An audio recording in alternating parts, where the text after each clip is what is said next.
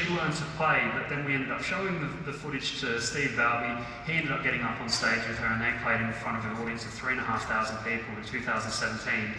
We then didn't stop there, because I talked to Steve and I thanked him for it all, and he said, oh, we're not stopping here. No, we're going to do a single or something together. And I went, great, of course.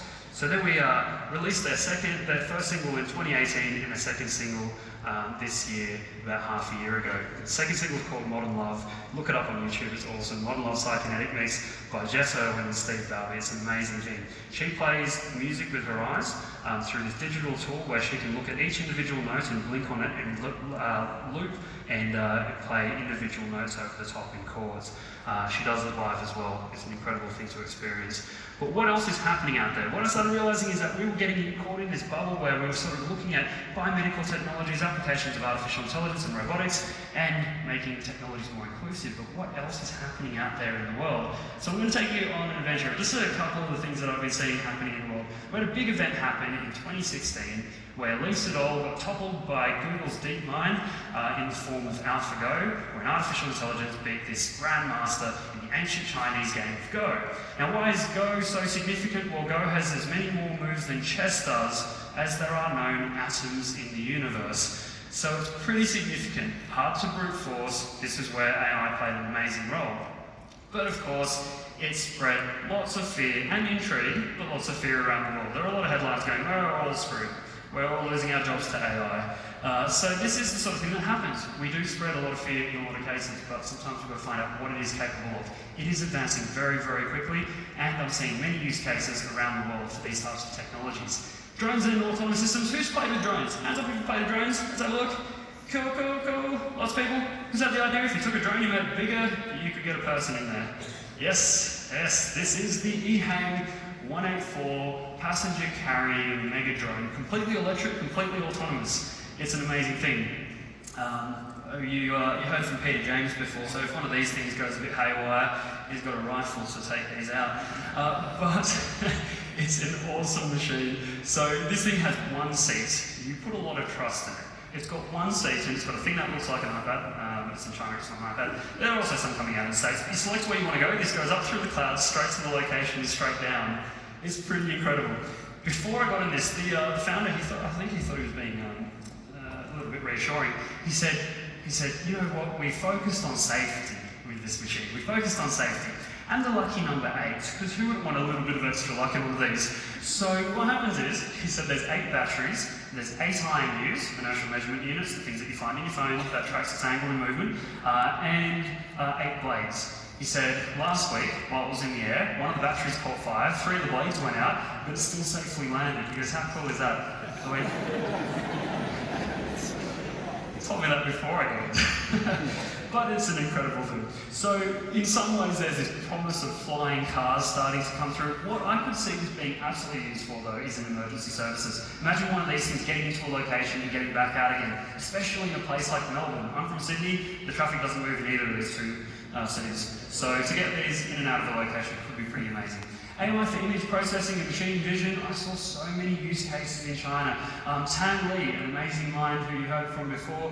Obviously, I watched a lot of her work after my wheelchair work was 2011. Motive started coming out, and I just thought, this is amazing. She managed to take brain-computer interfaces to the people, and she's just a wonderful person as well. Now, she was talking about earlier today about differences between India and China and how they do things. What I've seen is an incredible speed with the movements in China, but also in some ways a little bit creepy, so sometimes we've got to watch it. So this is an interesting thing that we can do in Australia. We can kind of sit back and go, what does it look like when data is almost freely available and AI has gone to the nth degree? Now this is surveillance camera systems, which I got to go and see, which were basically these 2 types of camera systems. You've got your HD camera that can look at an entire scene and go, here are all the people, here are all the cars.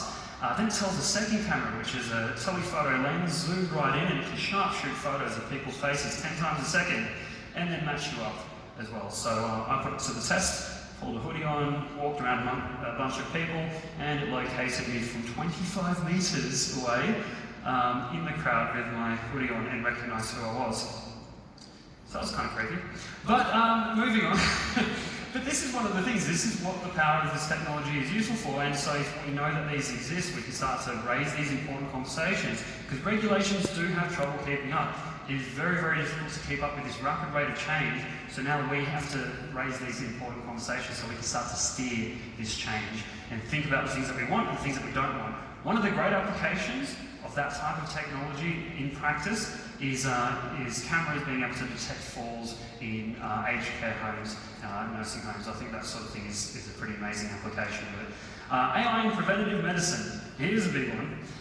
Hands up if you would give away all of your data. I mean everything. The places you go, the things you eat, the exercise you have, your genomics data, if it ensured you 20 extra years of life. Quality of life as well, but 20 extra years of life. Let's have a look at what the crowd is like with this. Interesting.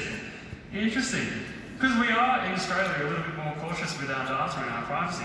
But this is what this company was doing. Now, it was 1.5 years old at that point in time, and a $1.5 billion valuation. It was ridiculous. You basically hand over your genomics data, you hand over all the data of the stuff that you do day to day, and what they try and do through machine learning is very good at finding patterns and differences in data, is what it's really, really good at. So it would match up your data with the data of many other people, and if there was connection, it could start to give you probabilities of the sort of diagnoses you might end up with in the future. An example of that is, while it was collecting all the data of every day of things that are happening constantly of one of the founders, it gave him a 90% chance that he's going to end up with diabetes. So he started managing his diet and his exercise to try and manage the predisposition to diabetes that he's never actually been diagnosed with, based on the data. Pretty incredible stuff. For me, I started creating this digital twin just to explore it. Now this is the idea, it's a digital twin, digital representation. You can send all your data to it. It keeps flowing, it keeps updating with those day-to-day pieces of data.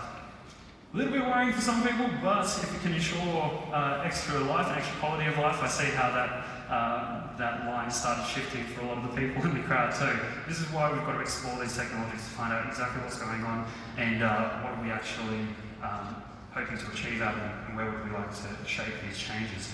Great ideas, big equipment and broad collaborations. I started going and seeing some more things very recently. This is where I was about a month ago. This is the world's widest angle telescope. So they've also started doing in different areas of Asia with broad collaborations around the world. Started looking at international collaborations between China, US and Spain using amazing technology like this. The world's widest angle telescope. It's not a normal telescope, it doesn't take photos, instead it finds spectral data. And they bank up heaps and heaps of spectral data. It can also focus a lot of the light. So each of those mirrors that you're seeing there, it beams it up to another mirror and into an optical sensor. But what these mirrors can do is they can actually flex and bend to try and really strengthen the signals from certain areas that they're focusing on. Now with this international collaboration, this particular telescope was able to find that the Milky Way galaxy is actually closer. They were telling us it's closer to twice the size we thought not that long ago, just 5 years ago. It was widely acknowledged that it was 50,000 light years from the centre of the galaxy to the furthest star. They started finding stars as far as 100,000 light years from the centre. They were just really weak in their signal. At the same time, in 2014, they also discovered something called a hypervelocity star. Stars that travel so fast they can escape the gravitational pull of an entire galaxy. That was a pretty incredible thing. Then I moved on to looking at not only the big infrastructure side of things, but also sustainability.